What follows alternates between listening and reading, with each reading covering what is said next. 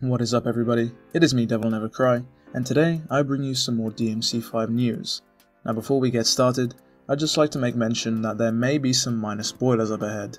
We're going to be taking a look at some information that gives a vague description about what happens from Mission 12 onwards, so if you don't want to know anything about that, I suggest you click away now. With that said, let's just dive right in. Whilst the interview might be fairly lengthy, I'll only be discussing two major points from it. However, if you do read to wish the interview in full in your own time, I'll leave a link down in the description for you. In response to one of the first questions the interviewer poses, Itsuno goes on to talk about how he drew inspiration for the game from Marvel movies, and how they managed to bring those characters from the comic into life. He then goes on to discuss that up from Mission 12, that's where the real game will finally begin.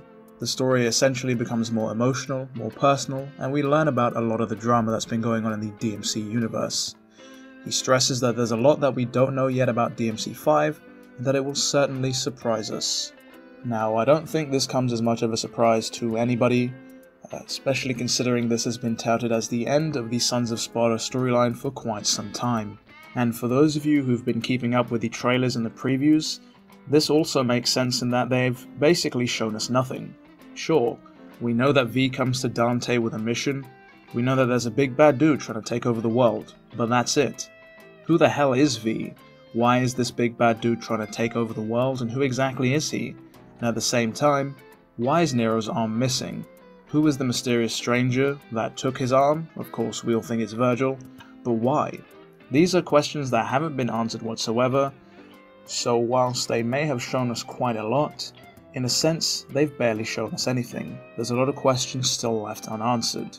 Touching upon another question where the interviewer asks about V. Itsuno goes on to give his usual spiel of how he comes to Dante with a mission and whatnot, but he does say that there's not much more to say until everybody's seen what happens after Mission 12. However, he does make a note of stating that it has something to do with Dante's old house. Now, I find this to be especially interesting considering Dante's house hasn't been covered anywhere at all in the entire series. Yeah, sure, we know that Mundus raided the house, killed his mother, and separated the twins, but we don't know what's happened to it ever since. Does Dante still go back to visit it? Does he visit his parents' graves? We don't know, so the fact that they're covering this is rather interesting. At the same time though, if you have been keeping up with the theories ever since DMC5's reveal, Dante's house, or his parents' graves, have been brought up quite a lot, in fact, especially considering that the Qliphoth tree decided to spring up in Redgrave City. Well, what makes Redgrave City so special? Why does the tree pop up there and not somewhere else that's more populated? Again, most of these theories seem to tie back into the resting place of Sparda and Ava, or Dante's house. And that brings us to the third and final question that I want to discuss. The interviewer seems to go on and straight up ask Itsuno whether or not Dante will be similar to his DMC4 incarnation, with Itsuno firing back stating that there's plenty we haven't seen. Not only are there weapons we haven't seen, but also systems that can change the way that Dante plays entirely. At this point, hype levels are through the roof. The game's just around the corner, and the fact that there's so much more we haven't seen, despite the fact that we've been shown quite a lot, is crazy. Let's put it this way.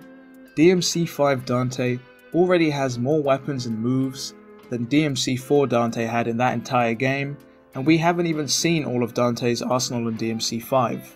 And that brings us to all I wanted to cover in today's video. Again, there are a few other questions I didn't cover, but if you want to check them out in your own time, be my guest. I want to give a shout out to the Discord for bringing me a translation of this, considering this was originally a Spanish interview. And with that all said and done, what do you think about the information we learned today? Were you expecting Dante's home to play a part in DMC5?